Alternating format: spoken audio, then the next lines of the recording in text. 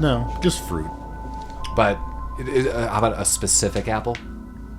Like a kind of apple? Yeah. No, I don't give a fuck. I don't know if I'd be able to taste the difference. Yeah, like in a pie, like if I'm eating it raw, sure. Right. But like in a pie, it doesn't matter. I mean, like Granny Smith versus like Pink Lady, sure. You're telling the difference. But sometimes you want to blend. You want like 50-50. You want some tart apple in there, but you want some sweet too. I do want the tart apple in there. Yeah. I do. That's how I roll with apples. Yeah. Everyone else, what's your favorite pie? I think you know where I'm going with this. I think some people know. Lamar loves a cream pie. Yeah. Banana cream pie. I love the cream pie. That's my pie. Oh, yeah. That's your pie as well? Banana cream pie? Well, just the think talking about pies, the Revenge of the Nerds scene. Oh. That's my pie. Banana cream pie. Yeah, that's a good pie. I don't know what it is. I think bananas one of my favorite fruits. Just the cream in it. I don't know. I don't know what it is. Right behind that, I'm with you, Mike. I like an apple, but a Dutch apple. Okay, yeah. I like the crumb on it. I don't know what it is. It gives it that extra plus. I get that. But apple pie, you can't beat it. No. This time of year, no. Throw a cherry as a distant third, maybe. I don't know. It gets kind of weird then. Well, like a cherry apple. Can you blend it? Oh. Yeah, you know what? Start throwing stuff in there with the apple. Like a little cranberry here and there. Whoa. Maybe like a raspberry, a Marionberry. I don't know, whatever you got. Razzleberries? Yeah. Some of the berries get a little weird. I don't know if I can go that deep. Like I like the blueberries. Okay. But when you get to the blackberries and those Marionberries and Oh, dude, I love whatever, blackberries. Yeah. I don't know. All day blackberries. Throw like some stone fruit in there with my apples as well. I'm into that. God damn. Well, that's how we do it on Rabbit Troop Sucks. Welcome back. We just sit around talking about pies. Hopefully, all of you got your share of pies yesterday with your Thanksgiving feasts. And I know a lot of people, celebrate over the weekend because they just can't make a Thursday come together. So, write us about pies. If you, as I've said numerous times, if you want to hear Mike's sultry voice. Yeah.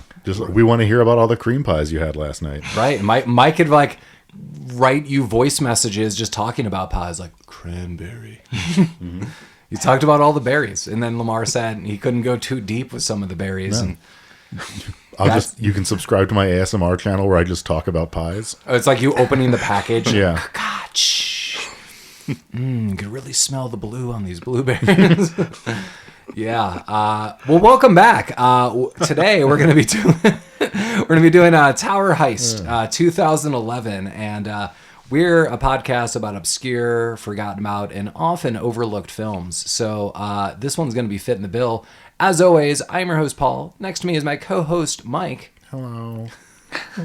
I wasn't ready for that. Next to Mike is Collin. Yo. I was ready for that. And next to Collin and me is Lamar. Hi, Lamar. Hello. So, Tower Heist. Something I did not know until we started off-air talking was Brett Ratner is the director of Rush Hour, and apparently a bunch of Mariah Carey movies or videos. And this guy got in some kind of trouble. What's going on with this guy? Oh, he just got Me Too'd in 2017. One of those guys, a couple sexual harassment allegations. That's really unfortunate to Wow. hear. Bummer.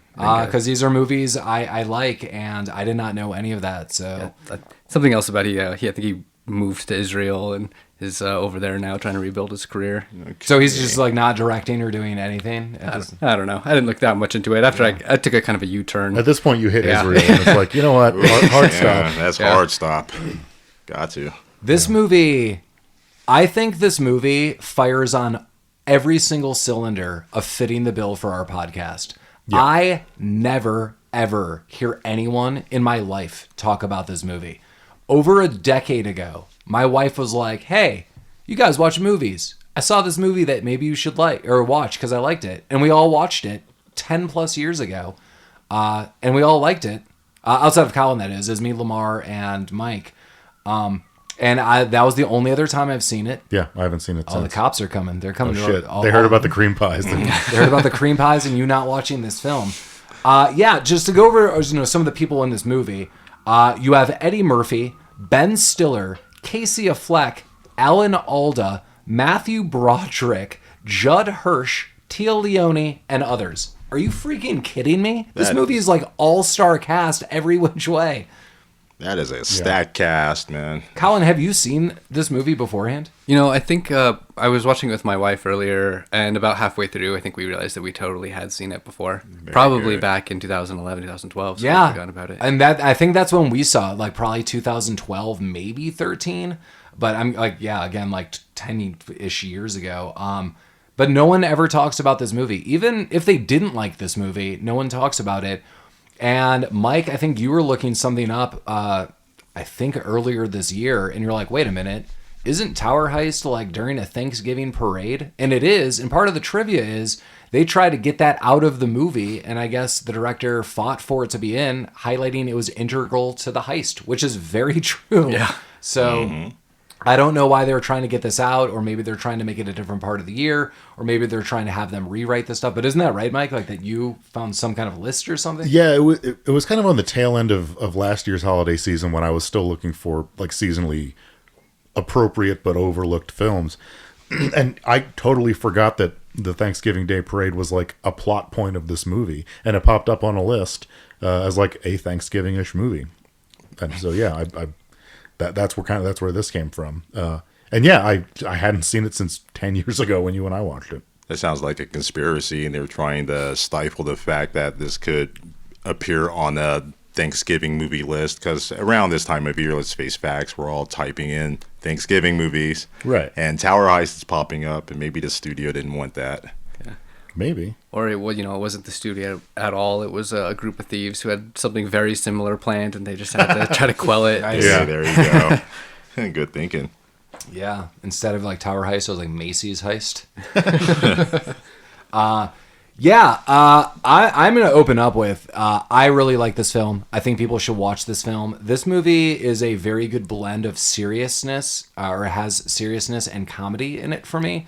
So I think, immediately people are going to be like, Ben Stiller's probably going to go one of a couple ways in this. Is he like really funny, or is he kind of goofy, or Ben Stiller's been in numerous serious films. Eddie Murphy is probably someone that people are going to think the same. Like, Oz is just going to be like slapstick comedy and kind of weird. Casey Affleck is kind of going to be the wild card, and probably everyone else. Like Matthew Broderick's been in a mixture of serious things, lots of play performances. He's definitely not just Ferris Bueller by any means. Yeah. But I really, really like the blend of, there's a lot of comedy, but it's like realistic comedy. It's like a conversational comedy. Like if I just saw Lamar hanging out, even if we were in a serious situation, and I just stood next to Lamar for 10 minutes, I'm probably going to be making jokes, not just like, oh, the world's serious. Let's just talk about that for 10 minutes. And they don't. They make jokes along the way, and then some serious stuff happens, and then it's a heist movie, which is one of my favorite things on earth. So. Yeah, same. Also, obviously, every episode of Rabbit Troop Sucks is a big spoiler. But I would say if this is a movie you are interested in watching and you haven't seen it yet, I would watch it before you listen to this. Good call.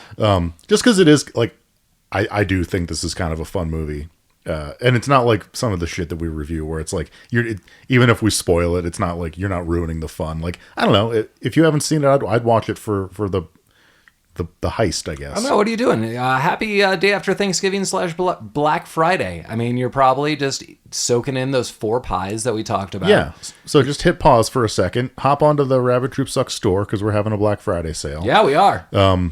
Load up this movie and then come back in a couple hours and finish the app. Wait, we're having a Black Friday sale? We are having a Black Friday sale. And there's a Christmas shirt that's up there. Yeah, there is a special Christmas shirt. Nice. It's based on a joke that I think you made in an episode like 6 months ago that no one will remember. Who made the joke? Colin. Yeah. Oh, no. Are you serious? Oh, wait. We'll tell you off air. We'll tell you the movie it comes from and everything.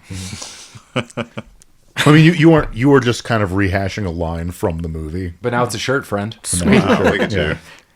So yeah, go to our Rabbit Troop Sucks, rabbittroopsucks.com webpage. There's a bunch of shirts there. There's going to be a Black Friday special, so you can get very discounted shirts. Unfortunately, Jeremy's not here because he would attest to, quote unquote, they are the softest shirts that I own. And they're listed as super soft. And the Christmas shirt's dope. Or if you don't get a Christmas shirt, get any shirts. Yeah, the Halloween stuff is still up there. And yeah, we tested a couple shirt types, and they're a little bit more expensive, but I think they're worth it. Do we still have the shower curtain up there? Shower curtain's still up there. Skateboard, throw pillows, mouse pad. Very nice. So Wow. I saw Tony Hawk's son married Frances Bean Cobain. How do we get Tony Hawk's son a Rabbit Troop? Yeah, do we want to skateboard? send him a couple boards for like a...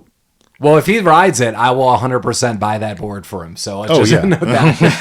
that's fine. Absolutely. I just want that guy to get it. So right. write us, Tony Hawk's son. Yeah, just tell us where to send the skateboard. Yeah, and then send us lots of photos of you doing cool stuff. Yeah. That's cool. I didn't know that. When did they marry?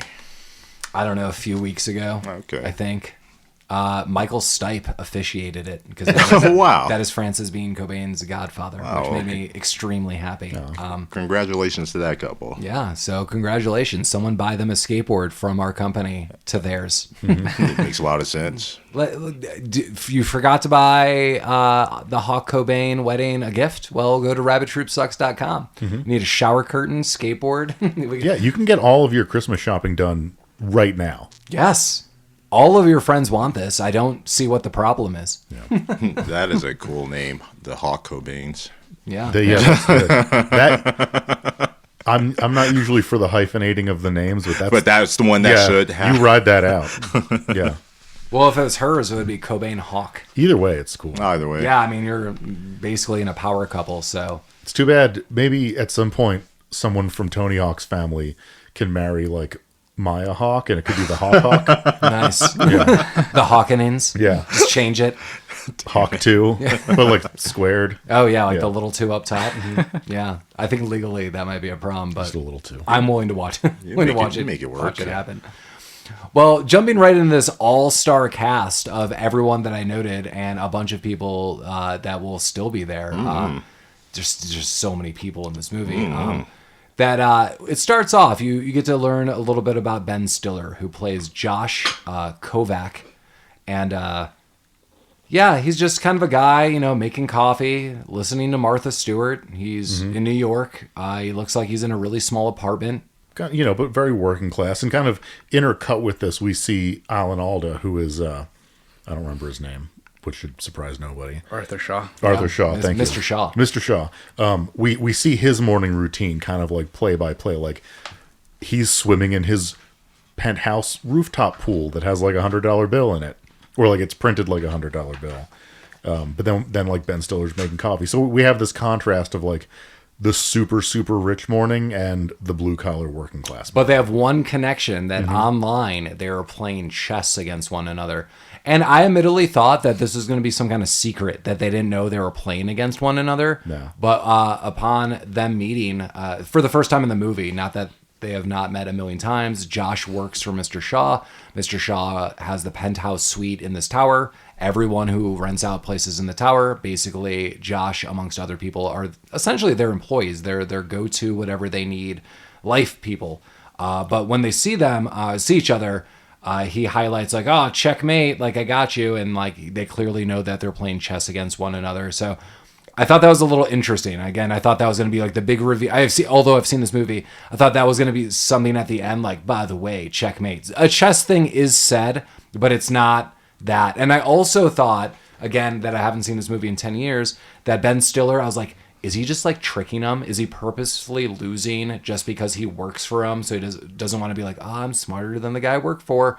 No, he loses the game for real, at least this match. So that's where we're at. Yeah, that chess game is really integral to the plot, and so just keep that in mind as we go forward, because chess is a good analogy that's being used throughout this movie. And Alan Alda's character, Mr. Shaw, he's really deep into chess, as we'll see. As you can see, as I'm a big chess fan, you could king me anytime. Just kidding. But yeah, Josh is basically his go-to assistant, and that's kind of the dynamic that they have every which way. He's like the manager of it's just the tower. What is the building called? You know what? I think it's just like the tower. I think it's called Tower Heist. The building. Man, they should have seen this coming. they should have prepared better. Yeah. Yeah, he's like the building manager basically. And yeah, everyone that's there is just like a concierge or an assistant of some kind. And we learn, which I really like, Ben Stiller's character is authentically and sincerely nice. Everyone really likes this guy. Everyone really respects this guy. You could see the clientele is somewhat snooty. So who knows what they think of him, but at least the staff and everyone else he interacts with throughout the rest of the movie, if it's not the clientele of the tower and the tower heist, that everyone's like, wow, this guy like follows through in everything he does. He's very organized. And he seems to like genuinely care about people. My wife brought up Lamar. You've seen all of The Bear, and she's like, wow, his role is like Cousin in The Bear. Do you remember, like in season 2? Wow, yeah. Yeah, and once that was there, like it totally clicked in for me. So all of you Bear fans out there, Cousin in season 2 eventually gets a job working at a restaurant. Not going to ruin anything, but he's basically getting trained. And the real training is that people really actually like their job at the restaurant, and he doesn't get it because he's used to working at like a failing restaurant that's constantly like losing money, where the clientele treats you like crap. But he's working at this nice restaurant where the clientele loves going there and the employees love working there because all your job is to do is to cater to all of their wants and needs in a nice way. Like, you know it ahead of time. Your job was to learn what they want and just give it to them. And he loves it. And he realizes, you know, a restaurant is like a magical experience. Like, if you give someone like a very notable dish, you're giving them a memory to keep on for the rest of their lives. And yeah, once my wife noted that, I was like, oh my God, that's totally Ben Stiller's role in this. That's a good call out. Just renewed for season 3, by the way. I saw that. Oh, yeah. And, Hell yeah. Yeah, I'm all for it. If that was not renewed for season 3, like I don't even know what to say about like the world. Yeah. Like that's insanity. That's a good analogy or a good connection between a good show and a good movie. I gotta say, good call. Yeah, and so I understand the dynamic here that, you know, these people are paying like crazy amounts of money to live in this tower, and it's explained later to another employee who starts training. I know I'm getting a little ahead of myself, but for the backdrop is the explanation is, you know, these people come here, but we are an extension of their lives, and they live here so they don't need to think about like X, Y, and Z. They don't need to think about their favorite foods or their newspapers or what's being delivered. We've got that covered so they can live their hectic lives and stuff like that. And clearly everyone wants to make more money, and, you know, all of the employees kind of like look up to some of these people staying there because they're like, one day I want to make it big. I want to live in the penthouse. I wish I could do these things. And for some of them, it probably will never happen. No, it's not looking good. That movie does a good job of showing the contrast, like between the working people and this tower, which I assume is maybe 90% residential. Just seems like rich people just live here. There's no retail or anything. That's kind of what and it's just like a big condo for rich people. Yeah. And at the penthouse is Mr. Shaw, who he was introduced earlier. One of the employees is Casey Affleck, who is Charlie. I was really racking my brains. Like, I've seen a handful of Casey Affleck films. I have no problems with Casey Affleck. I think this is the best role I've ever seen him in. And I can't think of another movie that I have personally seen where he does better than this. I thought he was good in the Ocean's movies. Oh, yeah, I do like the there was like a big serious one, and I cannot think of it. Is it like Something by the Sea? I have not seen this movie. Manchester by the Sea. Yeah. Isn't that supposed to be really good? I couldn't make it through that movie, to be honest with you. I'm good. I'll finish it one day, but it wasn't it like super depressing? Yeah, you gotta go in that movie in a different way. From what you remember, was he good in it? I love everybody in that movie. It's just so depressing. I had to back out. Yeah. I heard that movie was a pretty big bummer. Yeah, that's like the big thing. Like, that's all I remember hearing about it, that it's very good and just a depressing ride. I'm like, I just don't know where I could fit that in a schedule. Like, on the weekly, I'm watching a movie for this podcast, and then like my wife and I will watch something fun. I don't know when I'm like, with the now non-existent time, let's just replace it with the most depressing thing I can watch. I don't really like stressful entertainment. Yeah. So, no. And the movie, it was kind of slow for me as well, and I just couldn't ride with it. But Lester's in it too. Oh, really? Is it? Really? Nice. I like Lester. Yeah.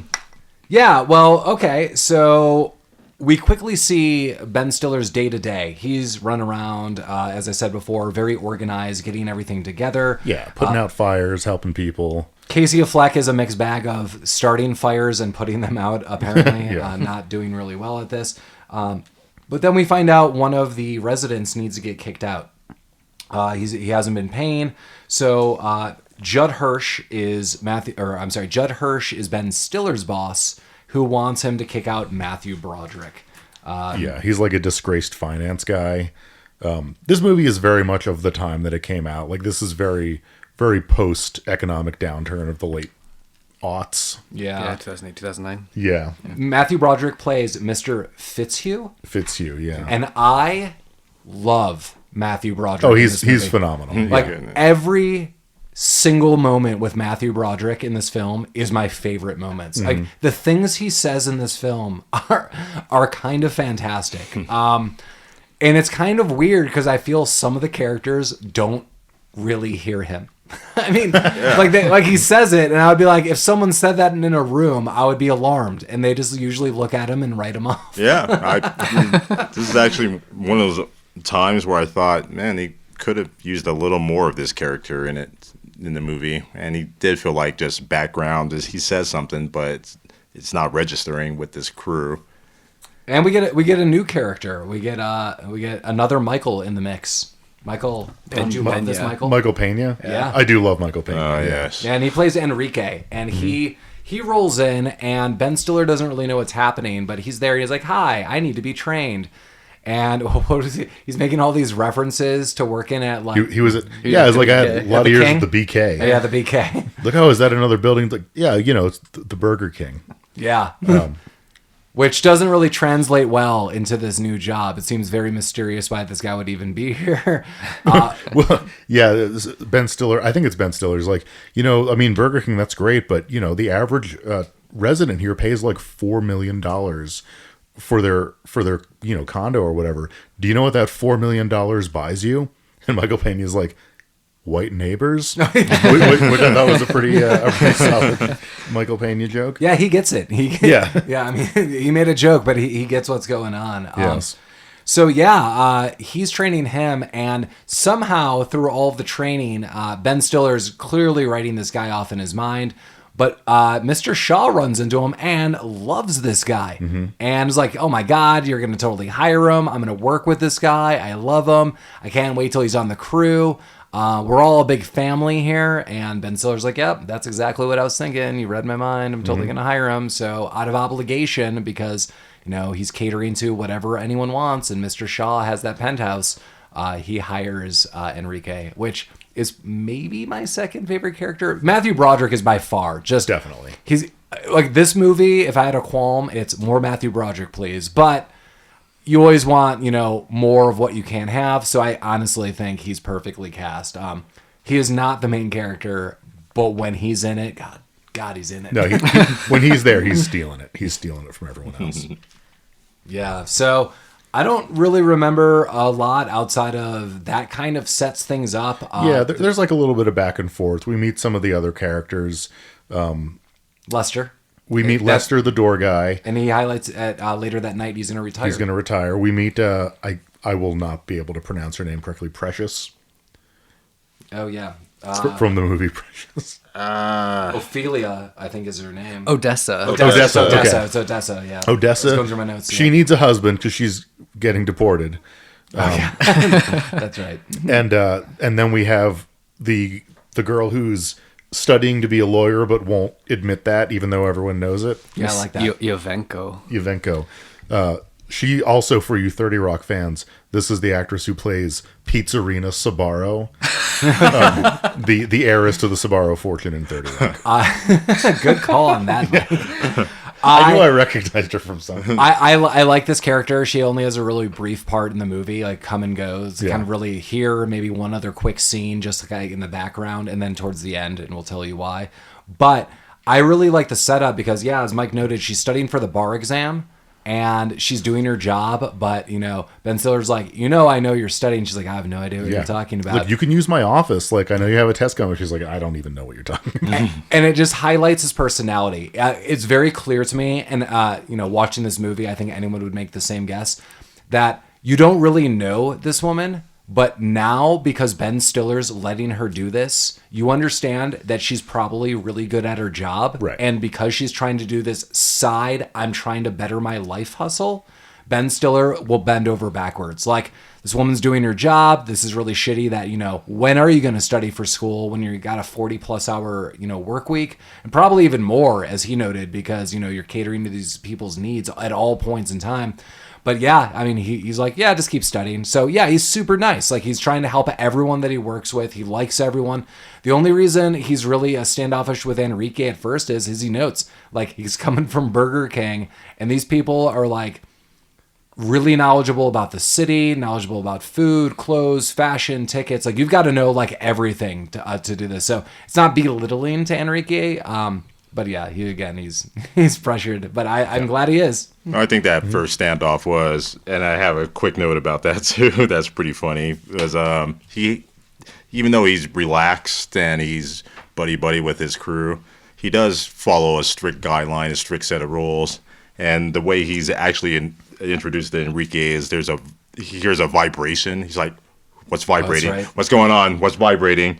And I wrote down, he sniffs out a vibrator from a Puerto Rican. You don't want that as an isolated sentence. That's not what you want attached to your name. And he looks around, and Enrique has the phone in his pocket, and that's how they initially meet. I just thought that was cool. So he's relaxed and cool, but you got to follow the rules. Mm-hmm. Oh, I'm writing all of that down, Lamar, and I'm quoting. Yeah, great. All right, let's see how far that goes. I think the next consequential thing that happens is Judd Hirsch. They're talking about Matthew Broderick's or Mr. Fitzhugh's eviction, and he sends Ben Stiller up to talk to him. Yeah, and that highlights too that he's being nice. Mr. Fitzhugh is like, I can't. Like, I'm married. My wife is leaving me already. There's kids. Where are we gonna stay? And Ben Stiller likes him and says, they're going to come and kick you out tomorrow, but I think there's going to be some elevator repairs, so I'm sure they don't want to walk all the way to the top, so that probably gives you a few days, which I thought was just a really nice thing. Yeah. And the big thing to note about Matthew Broderick is how crappy. I mean, like, this guy's been staying there for years. He's like one of their top clients. He's fallen on hard times, and they're immediately like, get him the hell out of here. Like, we don't want this. This isn't good for business. But Ben Stiller, he's trying to be human about this. And it's like, I could buy you a little bit of time. And Matthew Broderick is like, I will take it, which is nice. It just highlights that Ben Stiller's a nice dude, and he's willing to help people who are nice to him. Also highlights the asshole Judd Hirsch, his character, Mr. I forget his name. Simon? Is that right? I don't remember. I think it's Mr. Simon. It's Mr. Simon. Yeah, okay. He's a hard ass, and I think some of that rule set that Ben Stiller's character has comes from Mr. Simon. Like, the clientele doesn't like vibrations. Make sure everything is right. And yeah. Ben Stiller just has to follow these rules. Well, think about both of their backgrounds. I mean, Ben Stiller has been working at an enchanted museum that comes to life for the last several years, and that's a lot of work. So he knows, about schedules and how to keep people safe. Judd Hirsch has been driving cabs across the same bridge all of his life. He's been working with this guy, 60 Tony. years. And for 60 years, he's just been dealing with some grime and, just people mouthing off and, so that's where he's coming from. Yeah, you didn't think I was going to go there, but welcome to the multiverse. Yeah. It's all happening somewhere. It's a crazy verse. It is. Well, so, okay, now we're fast forward to the next morning.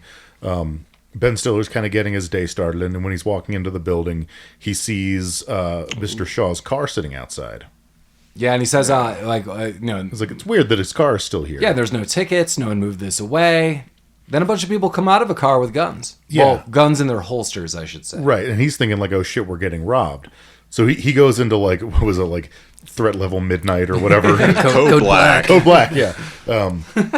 He goes into Code Black, has everyone pull up the cameras, but they can't find these guys. But then they see in the loading dock, they see them loading Shaw into like a laundry van. Yeah, so yeah. He thinks it's a kidnapping. So he goes into full Code Black and fucking chases this thing through Manhattan. Yeah, so they bust out of the security gate, like that meshed wire gate. Yeah. They bust through that. This van is flying through. Josh is just running down streets, like screaming, like, go, go, they're kidnapping him. Like, someone stop them. I'm like, oh my God. And then we see Téa Leoni, who clotheslines him. I love Téa Leoni. Absolutely. My wife is a big Madam Secretary fan, and I watched it here and there, like I'd be in the room, and then every time I saw her, I was like, I love Téa Leoni. And I know this is a super bit part. I know, Collin, I don't know where you're at on this show, but I know for a fact Lamar and Mike have seen it.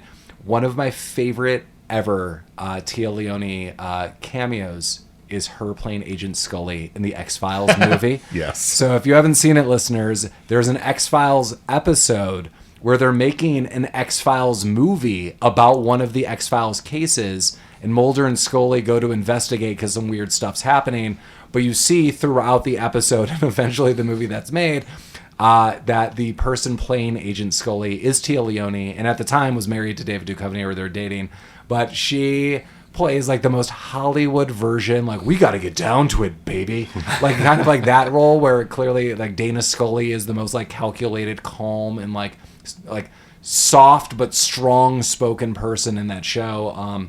Yeah, that was nuts. I also want to note that another Ben Stiller movie that has Téa Leoni is Flirting with Disaster, and I'd do that movie for this podcast anytime. Do you remember who played Mulder in that movie? I was just trying to think. I do not. Gary Shandling. Oh my God. That's right. Oh, that's awesome. Yeah, that's a good episode, by the way. Thinking of, I know that now we're just taking weird tangents. Thinking of weird cameos on X-Files, one of my favorite was always, because it was, everyone was telling different versions of a story, and it was Luke Wilson's character, and he's supposed to be this like very good looking sheriff of a small town, and that's when Dana tells the story. Yes. But when Mulder tells the story, he is like a toothless hick. He's like, hey, there's some I love that demons. episode. Yeah, oh my, yeah, good stuff. Yeah, so Yeah, that's also a good episode. That's the vampire one, isn't it? I think so. Yes. Yeah, like the kid from Salute My Shorts Yep. is in it. Oh, wasn't it? It was the Big Green and Sandlot, I think. That's right. Yeah, Yeah, it's, and then he that's stabs the kid. him. Yeah, he's Yeah. like he's delivering the pizza. Yeah. Here's a hard turn back to this movie. This will Okay. get us here. Know what movies we should never do for this podcast? Any of the X-Files movies. That's Yes. correct. Sure. Those Yes. movies are terrible and just the most boring things. I don't hate the first one. But I mean, it's just so weird that there's two movies based on a really fun show, and in both movies, almost nothing fun happens. It's just like Yeah. very bizarre. Well, the first one was just like it bridges the gap between two of the seasons of the show, and then the second movie is ridiculous. Yes. And one day, listeners, we'll tell you how me, Lamar, and Mike all saw that movie for free one day. It's true. No. Yeah. Oh, yeah. Well, back to Where are this we? Ben Stiller Oh yeah, stuff. so he just got clotheslined by Téa Leoni. Yeah, Téa Leoni knocks him to the floor, and Ben Stiller is just there. Yeah, he's like, "What are you doing?" They're kidnapping him, and at this point, like a cop car has corralled this van or whatever. She's like, "No, dummy. He's fleeing." Yeah, so we find out that Mr. Shaw was in charge of all of these pensions for their company, amongst other things. So here's the really crappy thing. Like $20 million in pensions was his smallest thing that he was working on, and now it's for everyone at the hotel. Or, I'm sorry, everyone at this, Tower. Yeah, tower. Yeah, like Yeah. he's like a big shot hedge fund manager. Yeah, and amongst things, it was everyone who was working there. He was in charge of their pensions, and he was being charged of stealing all of this money, all of his clients' money from everyone. It was just millions and millions of dollars, and that's kind of where we're at. Téa Leoni is an FBI agent, and she is now putting him under house arrest. He was released on $10 million bail. Yeah, and we find out he has this sweet place that he's living in. Again, he's in a penthouse. His cherished item is Steve McQueen's car, which was built piece by piece, rebuilt into his penthouse palace His place looks super awesome. This amazing view. You have Steve McQueen's Ferrari parked in your living room, and here I thought you were just an asshole. As soon as we saw the penthouse and the red car and Matthew Broderick was in the movie, I was like, this is only one way this is going to go. Yeah. We also see, there was another instance of this, but it's so fast, I'll just put it all together. There's been a couple instances where we've seen Eddie Murphy's character. His name is Slide. He was doing some weird stuff earlier. Ben Stiller walked past him. This time, Ben Stiller's walking past him and he's getting arrested. Yeah, they always run into each other, like, either in the morning or in the evening. Yeah. And every time they run into each other, Sly's always yelling at some bitch or yelling at someone or getting arrested in this case. Yes. And then we see this really heartbreaking scene of the night before we saw Lester. He's the doorman, and he's the one who told Ben Stiller, I'm going to retire. And now he finds out that he probably has no retirement fund. And this is, like, really sad for me. This guy has been, like, a doorman. It was said here for, like, honestly, like 50 years. And he's worked overtime. He's worked extra shifts. He was super happy to retire with his wife. And now you see that he's just at like the train stop and he's about to throw himself in front of a train and he moves closer to it and the train comes and the scene just cuts. And you really don't know what's happening. But he's at the hospital and Josh, who is Ben Stiller, gets a phone call and goes over there. Yeah, and he's explaining, like, in addition to his pension, which is now gone because of what Shaw did. His pension alone was $73,000. Well, in addition to his pension, he gave Shaw all of his money, which equated to $70,000, to invest aside from that. So not only is his pension gone, but literally every single cent of his savings are gone because of this one person. So, I mean, I'm not going to spoil it to you. I feel as a viewer, you are very kind of much in the know pretty much at this time that Alan Alda's character, Mr. Shaw, is not a good guy. There is going to be debate a little bit. But what's crazy is Alan Alda is such a good actor. And I think everyone, comes from this like background of MASH. I would imagine that's going to be the biggest thing. And he's such a good character on there to cast such a well-known, kind-faced, kind-spoken person and have him be this shitbag was like kind of a stroke of genius. So I think the casting is spot on because I mean, for the life of me, there are so many bad people in this world. I want to go on some weird rant. There's so many bad people in this world who do like weird stuff, but I cannot imagine that you would do this to people face to face. There's one thing when like people rob you over the internet because I think like they don't know who you are. There's, you're shielded with your anonymity. But like to take money from someone's hand and just be like, I know I'm stealing this money from and you're not doing this against a corporation. You're doing this against the doorman of your building. Like, I can't imagine. Yeah. Bernie Madoff literally did that. Just that. Well, I mean, there's evil men that walk this earth. That's clearly who this person is supposed to make you think of. In Alan Alda's credit, I don't know. He kind of looks like an old hedge manager that will rob you. But he's you can trust him, but he can pull off that look. I mean, if you look at hedge managers that have done this before, they kind of have that look about them. Mm-hmm. Colin, did you have anything for that? I'm sorry. Well, yeah, I mean, part of it. So they're gonna go confront him, and he's, as they're kind of as they confront him, he maintains his innocence. And part of me, he's such a strong actor. Part of me is like, man, maybe that's gonna be the twist, is that he really is the good guy and someone else is the villain. Yeah. They haven't introduced him yet, and I was like, maybe he's the good guy, and so I have to keep my own hand on my money. I obviously can't trust it to anyone else. I thought the same thing, Colin. I totally was like, I don't remember how all of this played out, again, 10 plus years ago, but thinking about this, I was like, is there like another mini twist? Is something else happening? Maybe he didn't know something. But yeah, I mean, it's like pretty soon after you just know he's a bad guy. Yeah. Well, Ben Affleck has a run-in with... Ben Stiller? Yeah, sorry, Ben. Oh, man. But we have Casey Affleck. So. Yeah. Okay, my notes are getting crossed. Yes, Stiller, what's his name? Josh, yeah. Josh runs into Mr. Fitzhugh in the lobby as Mr. Fitzhugh is getting escorted out of the building. And he says, hey, you were a finance guy. Like, how long ago did Shaw know that he was fucked? Like, has this been going on for a while? Trying to get to the bottom of, like, did he take the door guy's money in good faith or in bad faith? And Mr. Fitzhugh's like, oh, he's known for like a year plus that this was all going down. So this now Ben Stiller's like, okay, this motherfucker, like, maybe he took our money in good faith and he was trying to help and things went bad, but like, he took the door guy's money knowing that it was all that he just needed the cash. Yeah, which is totally terrible. Like, I just, yeah, I mean, Yeah. Can you just even imagine any of you just taking like the rant? Like, I always feel like the Robin Hooding of corporations, especially when people are doing like really shady stuff, that's one thing, but I cannot for the life of me imagine doing any of this. Yeah. Well, and as retaliation, he goes up to pay Shaw a visit, confronts him about it. You know, Shaw's still trying to be charming.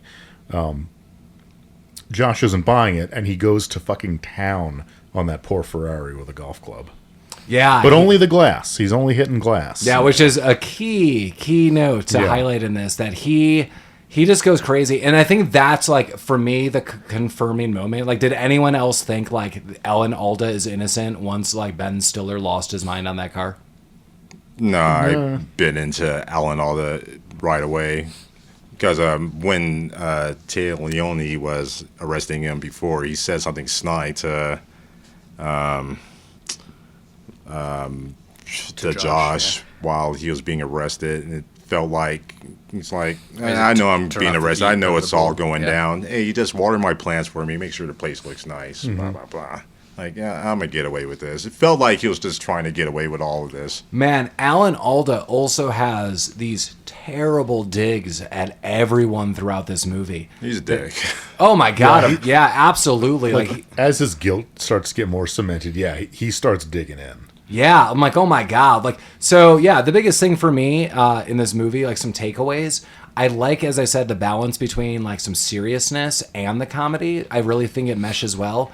In addition, just Alan Alda super sells it, because Alan Alda is totally like this corporate dude who stole money that we've seen a million times in the news, and then just starts like talking trash. Who's Pharma Bro? Was Scarelli? Oh, Remember yeah, that guy was like mouthing off to judges and stuff? I'm like, oh my god. And then it was like, oh, tax evasion and stealing money, like a surprise. I'm like, why are you mouthing off in addition to all this? Like, oh my god. Weird hubris. Yeah, like, I don't know what's going on. But this guy, Alan Alda, has it. And again, you know, he's so, I think, if I close my eyes and I'm in a silent room, I could hear Alan Alda's voice. He has a very recognizable voice for Definitely. me. And it's of kindness. Like, he's just like like an award-winning actor. I'm like, you're a terrible person here. So, well done. But yeah, he's doing a great job of it. It's a testament to him being a great actor. Yeah, totally. Yeah. So while the window breaking is happening, Casey Affleck and Michael Peña are in the room with him. Can you feel the Peña? Oh yeah, yes. They all met up in the elevator. Yeah, so they all go up there the crew together. is all here. But the result of this is that Judd Hirsch fires all three of them for this. And again, Ben Stiller, very nice and respectable guy, is like, whoa, this is all me. Do not fire them. And Casey Affleck, who is married to Ben Stiller's sister, is like, I'm about to have a baby on the way, which is true. He's like, I need this money. And Ben Stiller says again, this is all me. They didn't know I was going to do this. Do not fire them. It was me. And he's like, no, you're all three fired, which is kind of crazy. Yeah. I don't really know why he fired all three of them. Well, I mean, he insinuated earlier that Charlie was a fuck up. Yeah. And Michael Peña is... He just got there. He He's just the new got guy, there, yeah. So he can make it look like he's cleaning house without really investing a whole lot. Yeah. Makes sense. Yeah. And he's a dick. Yeah. And Yeah. he sucks this whole time. He does. And he's under house arrest. Oh, Mr. Shaw? Sucks, yeah. Oh, yeah. But Judd Hirsch, are you saying he's a dick as well? Oh, yes. Yeah. They're all dicks. Yeah. All the bosses are dicks. Welcome to the tower. The Dick Tower. Yikes. I don't want to go to that tower. I don't remember why, but Josh seems to think he has some kind of something that'll help Téa Leoni in her case. Yeah, he tries to meet her at a bar. It's just like on the surface stuff. Yeah, so it doesn't matter. He calls Téa Leoni. He's like, listen, I have got to get back all of this money. Oh, by the way, he tells the staff, like all the employees are pissed off, and they're like, why was our money invested with him? Who did this? And he's like, I made the decision that he would do this. And they're like, we didn't authorize that. And he's like, he's one of the best people like in the business. Yeah, Like, I mean, that sucks. I honestly, I don't think that was a bad. I mean, No. obviously, it is a bad move now, but I mean, if one of the most successful hedge fund managers in the world is willing to do this for you, like, yeah, you do it. yeah, like Ben Stiller again is looking out for everyone and is never just like self-motivated. So that, yeah, it speaks volumes of him. But yeah, so Téa Leoni comes in, who's Claire, FBI again, and he's like, I have all these meetup times. I know his travel itinerary. I know who we met. And she's like, Yeah, dummy. I know. We all know this. Yeah. She's We're like, the FBI. yeah. But man, some of the writing is just so good for me in this movie. Yeah. So she's like, listen, like, we have all of this. You're totally fired. I don't know if there's going to be like criminal charges put against you. So like, you're still in trouble. But you know what? Everyone at the agency, they totally love you. So like, we watch those videos of you just beating the shit out of that car. Oh my God. Like, everyone's like, we wish we could have done that. So you want to get drunk? and they do. Yeah. And there's maybe some chemistry. Yeah, they do.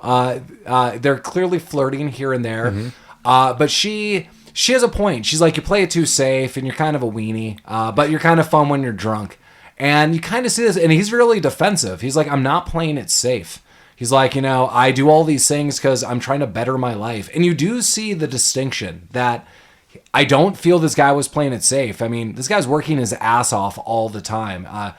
It's just, I think, dedication. But you could just tell, like, he's been playing by the rules in a world where they're not. So he's like, screw this. And I think everyone in this room relates to that. Oh, definitely. I mean, we're, again, kind of going back to the first scene where we see the differences between the two of these guys' mornings. Like, he thinks they're both playing by the rules. Josh thinks they're both playing the same game, but they're 100% not. Correct. And that's kind of what he's starting to realize, that like it's two different sports happening here, and he needs to kind of adjust his mindset if he wants to be, if you're going to be successful in that world. Like, you can't think like he does. Which is sad. Yeah. Like, Yeah. like all that. And that's, again, why I like this movie. That balance of, like, hard life lessons and comedy. I mean, the comedy is real. I mean, some of the stuff that happens in this movie is bananas. Yeah. It is. I like this scene because she's getting drunk, it feels like, but it also feels like she's trying to play him. Did anybody else get that feeling? Yeah, like so yeah, Lamar, I totally agree with you that there was a thought in my head that Téa Leoni's like, I have the inside scoop and I want out of the FBI, so maybe we could all do something. Like, maybe there was I'm going to plant a seed so maybe I could get in on it. Or maybe you know more than like other things. Yeah, I do feel there was like ulterior motives to why they were there, but apparently not. Yeah. But I bought into it, which Me is too. great writing. I Yeah. mean, it's a testament to Téa Leoni's acting. I totally thought that this might be a ploy because she kind of opens up that, I could really rob this place if there's a ball in there. You just roll up right up to the front and just go to town or something like that. I can't remember what she said exactly, but it kind of insinuated that. Storm the fortress. Yeah. Yeah. But she said it drunkenly to him, and I'm not really sure that she's drunk in this scene or not. Yeah, But, is she planting seeds? What's she trying to do? Well, she spilled that that he still had something like he still was estimated to have $20 million or something like that. Yeah. Is that here? Yeah, she's like, he like liquidated his accounts, and we just like can't account for $20 million, so he must have that in cash somewhere, but who knows? Right. And so Ben Stiller's he's got this in his mind, and the next morning he's not supposed to go back into the tower, but he kind of weasels his way back in to get something from his office one last time. And he takes a notebook that has like some drawings, and I don't remember what was in there, but it leads him to believe that there's a hidden safe in Shaw's apartment. Yeah, Shaw got his whole place remodeled about a year ago, and he said, but this wall wasn't there. Later, this is confirmed with Matthew Broderick. He said, oh, we also remodeled our place, but we got rid of that wall because they're like, oh, maybe it's load bearing. And they're like, no, you don't need that wall, but that's the one thing he kept. And it's painted over. Like it's, it's like drywall and all this stuff over. So it's not just like open. And Josh immediately thinks he's got a safe in there. That's where he kept it. Like if they don't know where like physical money is, and they searched his place and they searched all of his places, that wall, I guarantee you, has it. So he comes up with a plan. We're gonna get that money. And now it's time to assemble the crew. Yeah. What a crew. Now we have the. Here we go. This is the "you son of a bitch, I'm in" montage. Love it when a heist crew comes together. Absolutely, Michael Peña immediately in because he's working at like Blimpies or Shake something. Shack. Shake Shack. That's right. And it's so it's also noted that he has a background in like electrical stuff. Oh yeah, he went to the DeVry Institute or something. Well, that's going to be kind of questionable coming up. But so he has a background with electronics, and I said electrical stuff because some of it's like in a duct and fans, and sometimes it's with computers. So it seems like all sorts of stuff. But he's in. But he was at the Shake Shack. Yeah, Casey Affleck is working at like a ball pit, like a Toys R Us or something. He's like Chuck E. Cheese. Yeah, okay. It's like a My Little Pony Ferris wheel. Yeah, and he's not really super stoked about it, but he gets conned into it. Yeah. Matthew Broderick was living in like some kind of shitty motel. He's pretty in because really, he's hit rock bottom. And we need someone who's really going to be part of it, and it's Slide. They need someone who knows crime. So and he's like, I know a guy. Yeah. So the last time we saw Eddie Murphy, Slide, he was being arrested, and now we see Josh bailing him out. And what is it? He goes, "Dude, you want to stimulate my nutsack?" Okay, I also have "stimulate my nutsack" written down, and I wasn't sure why. Good. He thinks he bailed him out for some weird sex things. That's right. And Josh says no. So this is, again, I feel the writing of this is really tight in areas. Because there's a part of me, I'm like, this is stupid as hell. You don't know any criminals. So you know what this reminds me of? It reminds me of Office Space. Yep. Like, people are just coming to your door and they're like, so you know things about crime? The guy's like, I'm just trying to sell Vibe magazine and Ebony. And he's like, oh shit. No, I'm just like, I'm fine. Like, I don't know about crime. I just worked at like Inotech. And they're like, we did too. That's like, I thought this is how it's going down. Like, I don't know any criminals, but the guy I saw got arrested the other day. I'm going to go bail that guy out. He seems to know stuff about stuff. I'm like, are you kidding me? But it's not that. So after it's highlighted that Ben Stiller is not in for sex play, Slide's like, well, then why the hell are you doing this? And he's like, dude, we've known each other since we were kids. He's like, what are you talking about? He's like, that woman that used to watch after us, like as our parents went to work. And he like, goes through all this stuff. He's like, what was his backstory? Like he was the little seizure boy. Oh, he'd have seizures. Yeah. But is like seizures when kids would take his candy? Or something. I think they would like take his inhaler or something. Oh. There was some kind of like heinous kid shit that was happening. Yeah, and then Slide would come in and, beat the shit out of him to be like, that's not right. That kid's freaking out and needs his inhaler. And he's like, oh my God, that was you? And I was like, it is genius that was what written in. Because I really thought it was like, I don't know any criminals, but I know this guy. I'm like, no, you don't. But he does. I was like, oh my God. Knows him personally. Yeah. And he's willing to help, apparently. Sort of. Oh, sort of. And then $20 million is brought. He's like, I'm in. Yeah. So then now we have training at the mall. Yeah. The theft training. So yeah, Eddie Murphy's like, okay, you fucking crackers, you need to prove to me that you're hard enough to do this. So they're at the food court. It's like, each one of you has to go and steal $50 worth of crap from somewhere. Bring it back here. Then I'll know you're ready for this. Got 15 minutes. Yeah, 15 minutes. So and he like holds onto their wallets. He's like, you can't buy anything. I need to make sure of this. He makes it real. Yeah. Yeah. That was the stupidest idea. Yeah. Of course, yeah.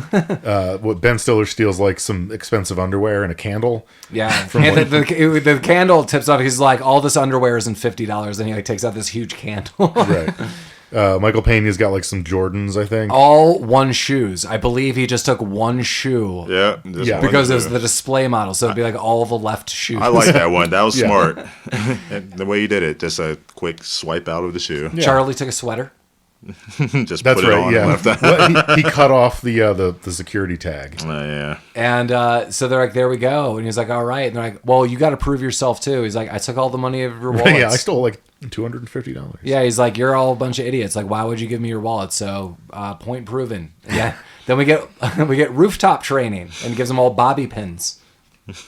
Apparently, he just locked them outside. He's like, "Here's bobby pin. You got lock. Pick this lock. I'm going inside. What did he say? I'm gonna have sex with Rita." I don't remember. He's gonna have sex with someone, but he just leaves them up there. That's a quick scene, which I like this movie with all these little flash scenes. It's not a long training montage at all. No. They start going through all the staff too. So as we're seeing like the, I don't know, how to be a rogue 101 rooftop training, stealing from a mall, we also now see them training how to get into the tower and the staff. And there's an attractive woman at one point in time, and she's a lesbian, and it seems that Slide is somewhat into what's happening. Charlie's like, oh, this is another lesbian. And I just have a comment, and he says, it's a gauntlet of lesbians. And that is a quote from Charlie. Seems to be out of context. I don't know why that's there. Yeah. Yeah. That scene could have been a minute. Yeah, that's fair. Yeah, but 2011, Gauntlet of Lesbians. Yeah. No, it fun. made sense, yeah. We get Téa Leoni, who gets wind that Josh or Mr. Shaw is going to walk, that the judge is just going to let him out. All of these things are going to happen. And when she does this, Josh needs to apologize for breaking up his car, because if he doesn't, he's going to sue him for all the damages to the car. Yeah, she goes to visit him at home to tell him this news, which is kind of nice. Right. I mean, clearly there is a romantic thing happening a little bit. I mean, she clearly did not need to do this, but I think they like one another. I would have done the same. I would have gone to someone's house, especially after being like, I paid for all of your drinks last night. I got you drunk. I was like, whoa, you're a hero. You broke that guy's car. I didn't think you were going to jail. Sorry. Yeah. Right. Okay, yeah. So he does attempt to apologize. Yeah, he goes back to the tower, and he is allowed in to apologize. Yeah, he's allowed in. He does apologize. No, none of that was an apology. No, I mean, it wasn't. It wasn't really. And Shaw isn't buying it. He's kind of being a dick. Well, yeah, Shaw just kind of lectures him about chess a little bit. Yeah. That's the twist. Lamar was noting earlier that their chess games, there's a little more to it. Yeah, I can't remember if he said a chess move. He's like, yeah, you gotta do better than that. You gotta take my something. Or yeah, like you gotta use the Fabian strategy or whatever. Like dumb chess thing. It's like you gotta sacrifice the queen. You sacrifice the queen. Yeah.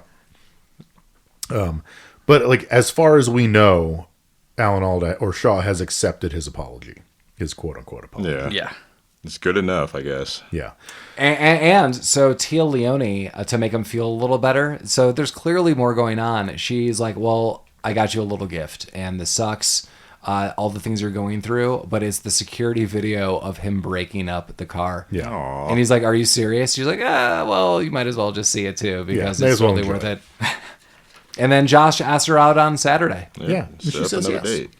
Yeah, so Matthew Broderick really doesn't like this. Matthew Broderick has a great quote. Matthew Broderick's like, whoa, you're dating the FBI agent because we're trying to break in and steal money. I don't really want you getting comfortable with the law enforcement. And Josh is like, nah, it's really cool. And Matthew Broderick, who is Mr. Fitzhugh, goes, I never saw an episode of Matlock when the criminal started banging Matlock. And that is one of many gems by Matthew Broderick. Because every time he says something, as I said, I'd be a little alarmed, or they're just big truth bombs, and no one really says anything about this. And now we learn also that if we're going to get into this safe, no one knows how to get into it, but Odessa does. Yeah, so kind of Ocean's 11 style, Ben Stiller has the safe that he, for whatever reason, believes is. I don't know how he lands on what safe. I think it maybe like the hotel would have provided you, so like maybe he was able to be like, if you want a safe installed, it's gonna be this from the hotel. So he buys the safe. I mean, to backtrack a little bit, when the day after he got fired, he went back to his office. He pulled up the little notebook. Was it in the notebook? It was like where Shaw was going that day, and then the next scene was like him in front of a safe shop. Okay. So presumably it was like he was there when they bought the safe. That makes sense. Yeah. But yeah, so he has a copy of this safe, and Slide is like, this is a really hot safe. Like I can't get into this.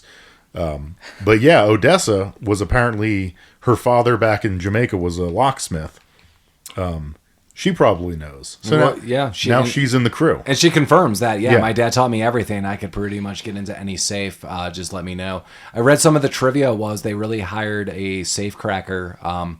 And he was in on the scenes to kind of choreograph and highlight like how you would have actually done it. That's kind kinda cool. Yeah, I was like, that's cool. I was like, I would have had fun with that. The scene where she's walking slide through how to break into this thing, which is highly sexual, was apparently all ad-libbed by her. That's awesome. That was amazing. Yeah, that was pretty good. So we get a couple quick twists again in this movie, and twist one is Charlie gets rehired at the tower and says it directly to Josh. He's like, as Josh's replacement, he is now the manager. and he says, I'm married to your sister. We're about to have a kid. So let's call this whole thing off. I'm going to work there, and this is just going to be how it is. If you come in here at any point in time, I am going to call the police. So you can't do this.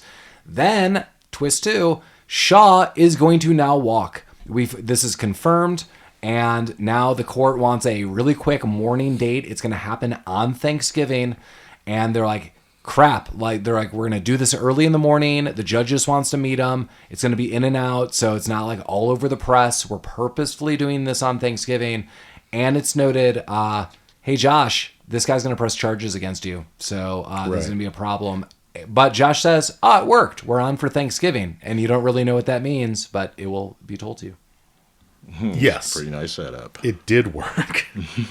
Because obviously you can't go to court on Thanksgiving. Then I think one of the best notes I have for this movie is I wrote, it's Thanksgiving Day. And then I didn't write anything. And then I wrote, Charles is in charge. Charles in charge of me. And then I wrote, what? And that's all I wrote. So you don't know what that you means. wrote that. Well, I just started writing the lyrics to Charles in charge. You're probably writing that as he was giving a lame-ass speech to he his just crew. got hired as the building manager. So Yeah. now Charles is in charge. He is. And Of me. In contrast to Josh's speech at the beginning to his crew, which was inspiring, Charles is giving a lame-ass speech to his crew that's like, go get him, let's start the day. Well, at the beginning, he was just the new boy in the neighborhood. He lived downstairs, and it was understood. Yeah. He was there just to take good care of me. There you go. But like he's one of the family. God damn it. Wow. Yeah, so we already got Slide already going rogue in all of this. Yeah, the double cross we were all kind of, let's be honest, expecting a little bit. It's happening. Well, I got a twist for you guys. When a group of hardworking guys find out that they've fallen victim to their wealthy employer's Ponzi scheme, they conspire to rob his high-rise residence. Oh, shit. Is that the movie we're watching? Yeah, now we can start the podcast. Yeah, so an hour into it, welcome to this podcast, which highlights in the summary that this guy's a bad guy. Oh, shit. He's He doing is a it. bad guy. Then where are they doing surveillance and they see him? He's going rogue, right? Yeah. He's in. He's wearing Josh's fucking suit. Yeah, he's in his suit. They're panicking. It fits really. He looks good in that He suit. does. He's wearing that. It fucking- didn't look like it when he had the jacket on, but when he gets inside and starts talking to Mr. Shaw. Yeah. Yeah. They must have had a tailor in the lobby or something. Well, Yeah. one thing Or to Mr. note Simon, I'm sorry. is they also track down Charlie's wife, who's pregnant, and they steal her phone.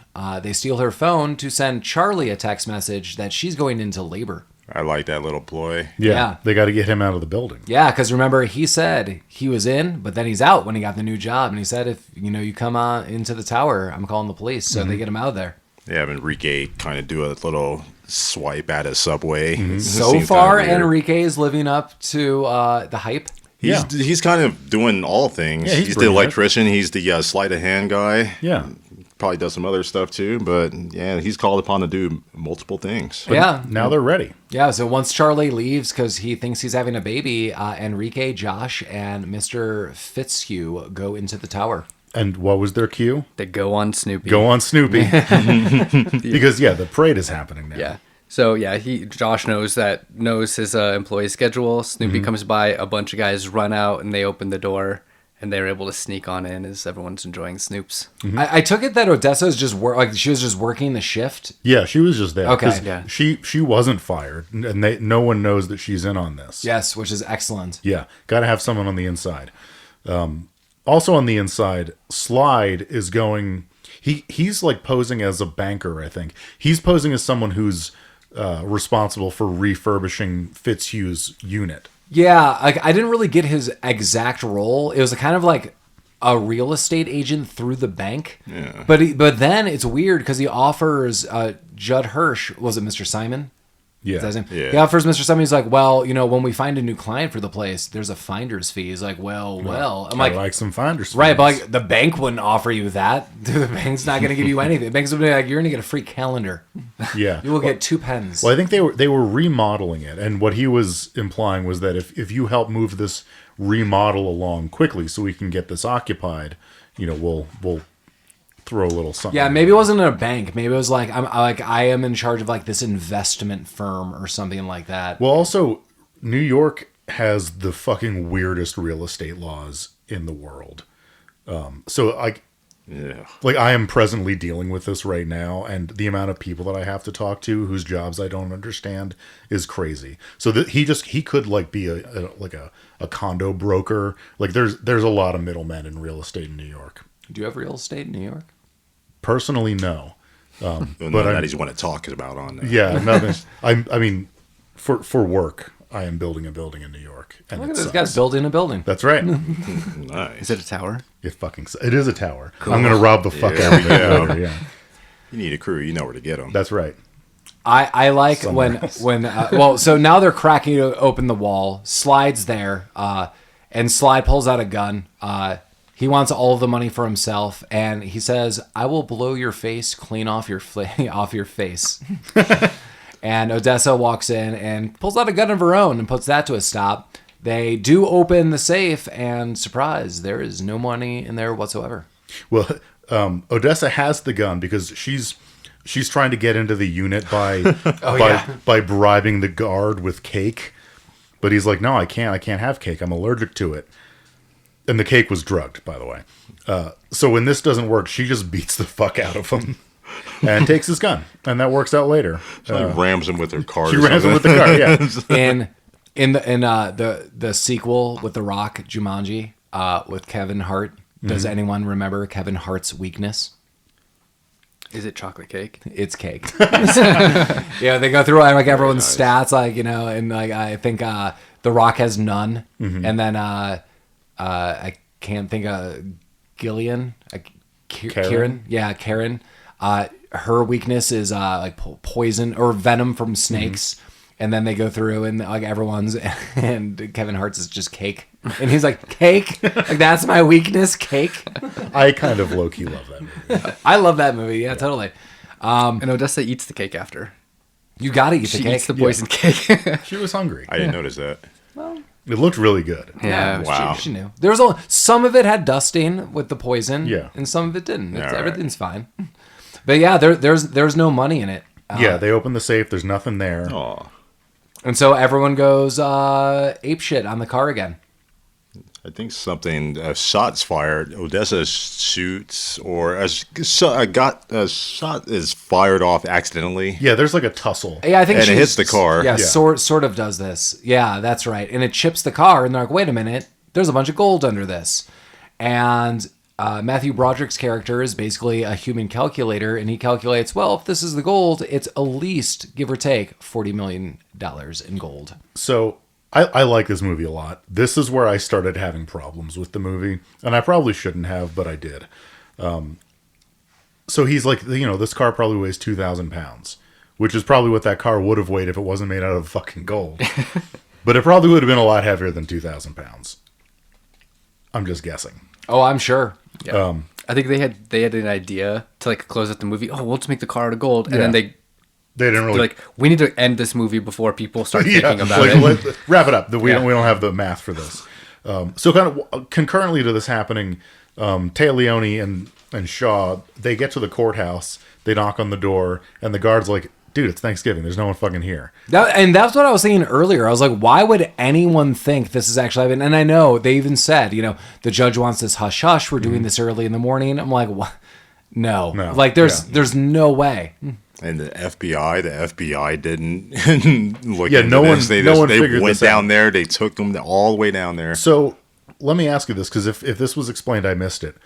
who changed the court date to Thanksgiving? Why was anyone under the impression that this was the case?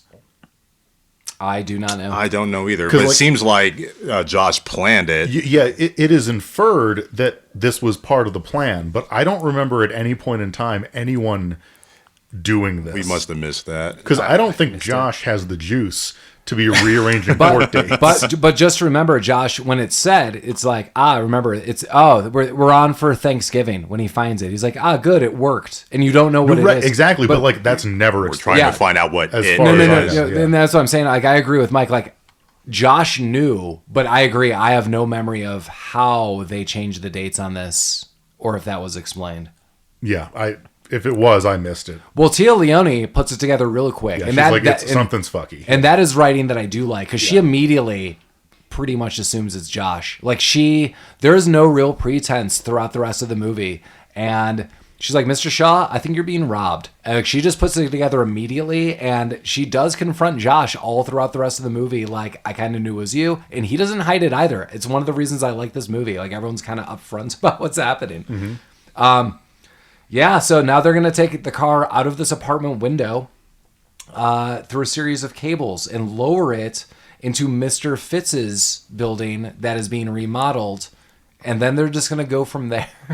Yeah, they're kind of just shooting from the hip at this point, which I kind of like. So up on the roof, there's like, big buildings have the window washing like hoist or whatever. Yeah. And this is what they're going to use. And again, like I highly suspect that one of these things wouldn't support the weight of a golden Ferrari, but whatever. Suspension of disbelief. We're in golden time in the movie anyway. We're hurrying up. Yeah, we're not doing the math. We're not. Yeah, exactly. So they use that to lower it. Like aside from the fact that I don't think this scene is very realistic, I actually kind of liked it. I like everything with this scene because Matthew Broderick is amazing. Oh yeah, he's freaking out. Like, so it's fun. See, he's on the lower apartment, and so their plan is we're going to lower this, and you're basically just going to like hook it with some rope and then like catch it. And he just like, I don't want to do that. He's just very upfront about it. No, I don't like this, and I do not want to do this. Yeah, it's a bad plan. It's not a great plan, but it does work. Yeah. It gets you a dangling Broderick. Yeah. You get a dangling Broderick. Yep. And he is dangling off this car, and you think Josh is going to come and save him. He's like, I'm going to work my way down. And Josh is trying to get down, and Matthew Broderick is about to slip. And who's back in the mix? Charlie. Charlie's like, man, I can't let you guys do this alone. I put it together. My wife's clearly not having a baby. And once I realized that, I knew you were robbing this place. Mm-hmm. But I like that Charlie's immediately back in. Yeah. I mean, no matter what, it was the right thing to do to not have Matthew Broderick die. Yeah. Right, yeah. He, regardless of what the next steps were, he was helping. But they do get this car into Fitzy's apartment. Were they apartments or did they own these things or were they renting them? So I think some of it was short term, but like half of it was like full on. People owned it. Yeah, it was, whatever. In Charlie's case, he was probably paying monthly. Well, yeah. I mean, if he's getting evicted, he was either not Charlie. That's Fitzy? Or Fitzhugh? Yeah, Chase. Or I have him written down as Chase. I think that's his name. Or they. Well, he had to own it because he was getting foreclosed on. Yeah. Oh, yeah, that's right. Okay, and they're remodeling stuff. Like, you're not going to remodel a place. You're just like there for a week. Yeah, that's fair. That's very true. Yeah, so it's in his apartment. Now they're like, okay, well, it's here. Now what the fuck are we going to do with it? And they decide to roll it down a hallway. And put it on top of an elevator. Yeah, so they call the elevator, and this is where Michael Peña's DeVry education is coming into play. He's like hacking the elevator system so that the car stops below the door so that they can kind of push the car on top of the elevator car. It's a very professional move. If you watch the movie, it makes sense. Yeah. Just hearing it, I don't know. It does. And somewhere in this transaction, Josh finds in the glove box a ledger. Yes, Mr. Shaw's ledger of all of his nefarious deeds. Yeah. So that'll come into play in a little bit. But so they've got the car in the elevator now. And this is where we have like the Scooby-Doo, Shaw and Téa Leoni are in the elevator going up. They're riding on top of it. There's a dog with them for some reason. Yes, help me out with this, guys. Yeah, that's what's happening. So, and it's also a little bit of smoke and mirrors. So all of a sudden you see that there's a truck in the garage, and Téa Leoni sees the security camera. They're like, oh my God, they've loaded up the truck or the car. And Lester is driving it, and he just, hits the gas and goes flying out, flips this thing, and the FBI swarms him, but the truck is empty. And he's like, I was just trying to kill myself again. I was trying to do a death by cop. If you remember from the beginning of the movie, I tried to do this before. Yeah. So he's like, I'm just really depressed. All my money's gone. So that's the story I'm sticking to. Kind of weird. It's just joking around with it now, but it's Lester. He's fun. I do have a note that I forgot when Eddie Murphy was trying to work his way into the tower. He locked Judd Hirsch in a closet and just cranked the music. Judd Hirsch has been here the whole time. That's correct. He's like, please open the door. Please. Anyone? Thanksgiving's on a Thursday. He's going to be there till like Monday. Yeah, totally. Yeah. No one's going to find him. Yeah. And in the tower, the doors are such high quality, you can't just knock them down. Mm-hmm. Yeah. Yeah, so I also like this, that Téa Leoni is like, okay. She basically puts all of this together in her head. Again, there is no pretense. There is no massive mystery. Like, these guys tried to steal the car. No one's really telling her that they didn't. They're not saying yes directly, and she understands that. So she's like, listen, I pretty much know what's happening. But you then see everyone get arrested one by one, which I'm assuming is pretty much like within the night to next day. When they eventually go for Ben Stiller, he's just walking in the park, and they arrest him. And he's like, hey, I still had plans that, we're going to go on a date. You could call all these places. I have all these reservations. She's like, I believe you. And they bring everyone down to the station for some questioning. They do. This is the biggest gap for me.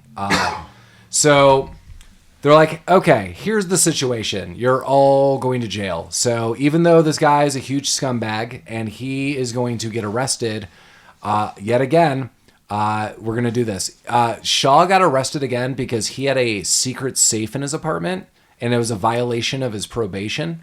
And it's a technicality, but they're like, you forfeited that like $10 million. So you're going back, and we're going to rearrest you. And he's like, I'm going to get out of this again. But the angle Ben Stiller's trying to play, as Mike just recently noted, is he found this ledger in the glove box of the car. And it does highlight all of these terrible things that he's done. So he's like, I'm going to give you this. I have a lawyer, but we're all going to walk. And the plea deal is this. Everyone else will walk, but Ben Stiller's going to have to do some time. It's his first time doing anything. He'll probably get a couple years in prison. Like, that's just what's going to happen. But here's my question. Wouldn't the FBI be like, where's the car now? Anyone? Very true. They never really mentioned that unless So the car's gone, and the FBI is aware of this, but you would think the plea would be, give me the ledger and tell me where the car is. Right. But no one ever asked for the car ever again. Mm-hmm. And the plea is taken. We are under the impression that that is exactly what happens. And we now find out that the car was brought up to a pool on the rooftop, and they submerged it in water and just hid it up there. And what everyone does that we see kind of at the end of the movie is they piecemeal this car out, and everyone gets a gold huge piece sent to them in the mail because their money was stolen. And basically all the employees get a piece, including Lester, including Odessa, and other employees that we saw. The lawyer that helps Ben Stiller at the end is the woman in the beginning. Mm-hmm. Clearly she has passed her bar and is now the lawyer. They only said, I think you passed your bar days ago or something. I don't know, weeks. Yeah, it was like 3 days. Yeah, just recently. Yeah, but everyone gets these gold car parts, so everyone's just, on the hush-hush with what's happening. I really like the end of this. So you see Mr. Shaw go to prison, and he's like looking around, and as soon as they open the gates, everyone's screaming at him. They know what this guy's done. He's stolen all this money. They're going to do terrible things to him in this prison.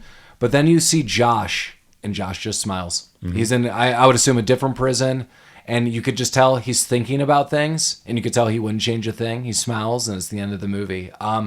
I like it. I like the end of the movie. I did read in the trivia that Eddie Murphy was supposed to have an extension. He asked for, I think, $500,000, and they're like, we don't need it that much. So, I don't think they would have sent Shaw to that prison. He probably would have gone to some like white collar. Maybe. Well, just remember, like, in theory, if he actually has now $0, and they could prove that, like, he might not be going there anymore. Like, who knows what was in that ledger?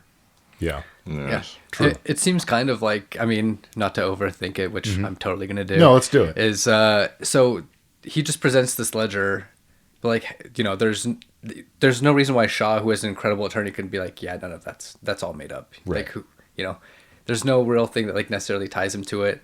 Or maybe it's like, you know, fruit from the poisonous tree Right. through some custody. Well, where'd you issue. find this? Oh, it was in the glove box of his car. Yeah. House. That just, yeah. I would also assume there wasn't like a too terrible much stuff in his place. So like, you think when they were doing the searching, someone would have opened the glove box or the engine or any Right. of that stuff? Yeah, I mean, Yeah, they were or the hood of the car. I mean. They were selling his art and shit. Like they were liquidating his assets. And Yeah. this is my biggest problem with this movie. Like I like this movie a lot, but the car is my biggest issue.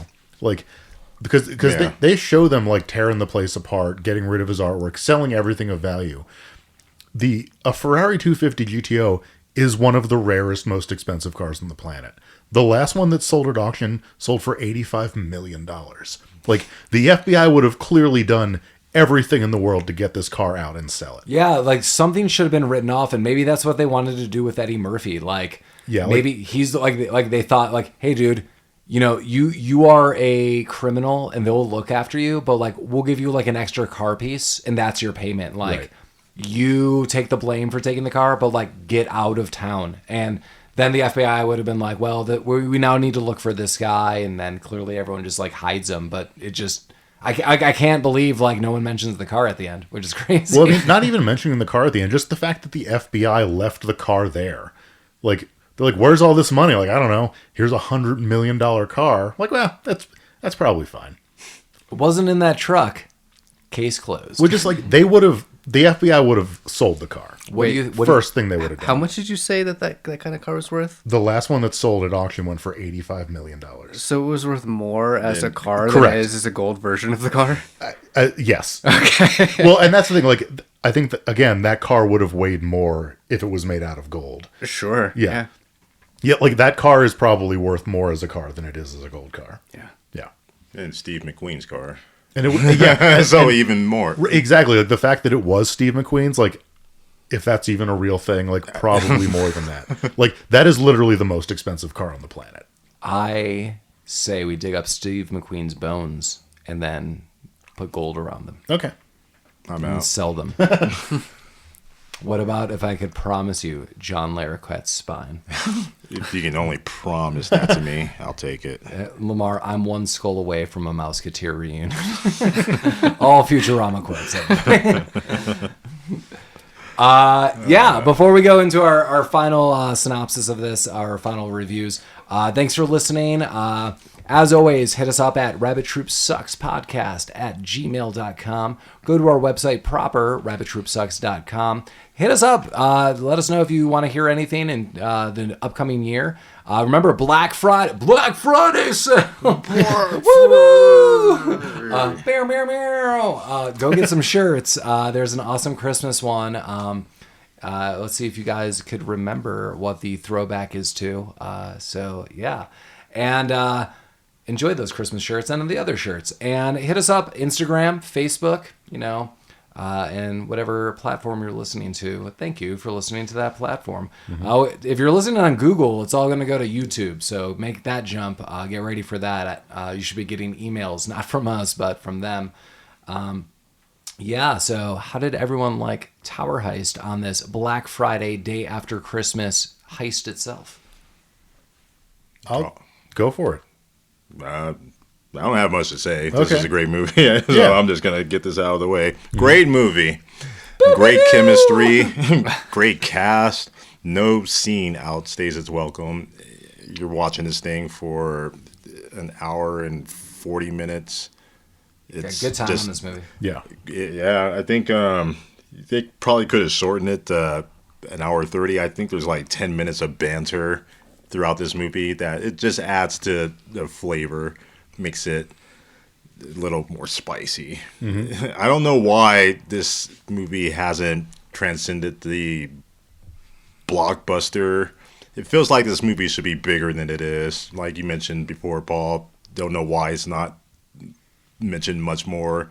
in especially heist movies. I think it would fit in right well there. I don't know why it's just not talked about like Ocean's 11. Kind of feels like that, but just doesn't get its due. It should. It's a great movie. I loved it.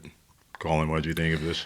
Yeah, I mean, I really loved the dialogue. I loved all of the acting. The scenes were great. It was a kind of a fun heist, maybe a little rushed at the end, but I loved all of the character development. All the characters are great. Yeah, I liked it a lot more than I thought that I would. So I'm really excited to forget about it over the next 10 years and revisit it anew.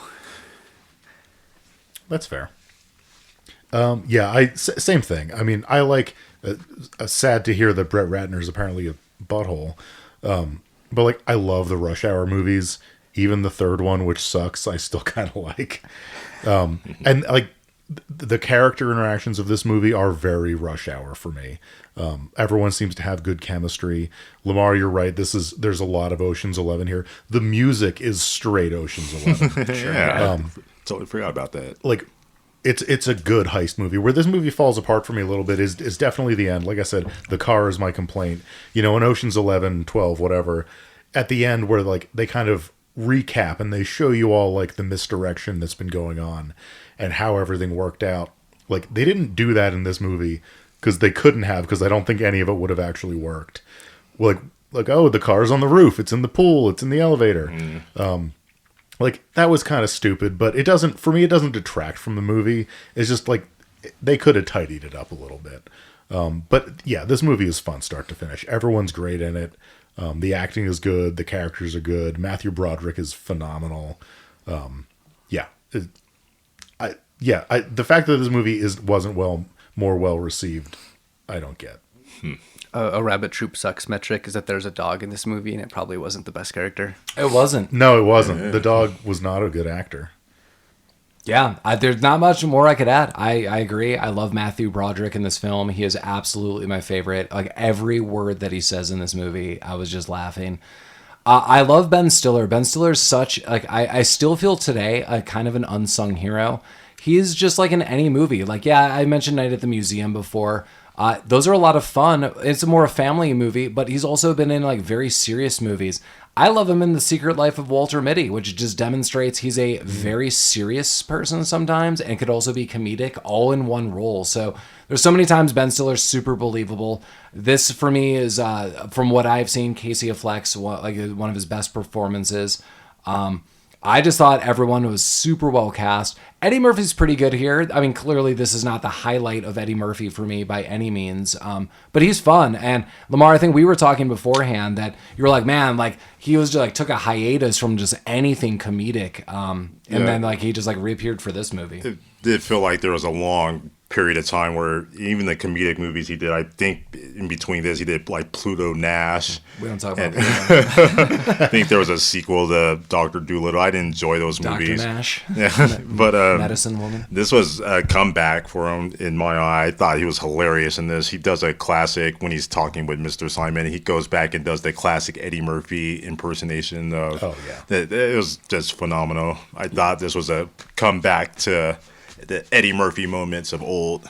I believe there are like heavy rumors that there's going to be a new Beverly Hills Cop. I mean, I'll watch it. I'm going to tell you that pretty directly. I'm ready for that. Yeah, like I hope that's fun. Yeah, I don't know. Go ahead for it. We had talked about doing a different Ben Stiller movie, if you know what I'm referring to, and we should. Yeah. Yeah. We'll talk off air. Yeah. It'll be funsies. Yeah. Yeah, I think all of you should watch this movie. If you like heist movies, like hopefully you took Mike's warning and you watched this movie ahead of time. Even if you didn't, it's just so much fun. Again, the chemistry of everyone's awesome. Ben Stiller's great. Again, Matthew Broderick every day. Thanks for listening as always. Coming up next, Speed Racer, 2008. Our friend Chris is going to totally disagree with our review of Speed Racer, where his podcast once covered it. Yeah, they hated it. Wow. But so, kind of our theme for December is like presents to ourselves. These are presents to ourselves. And others. Yeah. So Speed Racer is a movie that Paul and I have both seen, and I absolutely fucking love this movie. Yeah, I own this movie. I look forward to watching it. Yeah, so this is going to be just us enjoying ourselves. Sorry, Chris. To not give away too much, Mike's right. For the upcoming month of December, the theme was presents. And at first I was like, presents to ourselves, sort of. The first one is, like, Mike and I have talked about Speed Racer, and usually people are like, Speed Racer, I'm going to defend it every which way. Yeah. Then we had some holiday-themed movies, which we'll get to. Hopefully you're still listening. But I just, in addition to those holiday-themed movies and Speed Racer, which was the present for ourselves, I just said, I want a ninja movie. And boy, howdy, when we get to that, I switched it for not just a ninja movie for me. I did it for the world. Well, yeah. And that's a present for everybody. And one of these movies is a present specifically for Collin. Yeah. Sort of. We're really using Collin as the scapegoat to be like, now we could justify doing this movie on a podcast because Collin hasn't seen it. But yes, there will be a very holiday-themed film that Collin has not seen. Can't wait. Yeah. I also can't wait. I think we all can't wait. We're all excited about that one. We are, yeah. That's going to be exciting. I contacted Spirit Halloween, and I got us all nativity scene costumes that we could wear to reenact the moment. Not that that's the movie, but just to be in the spirit. I mean, yeah. Who do you want to go as? I could see a good Joseph out of Collin. Okay. I'll grow out the beard a little bit. Yeah. Yeah. Done. I like it. I'm gonna be a camel. Okay.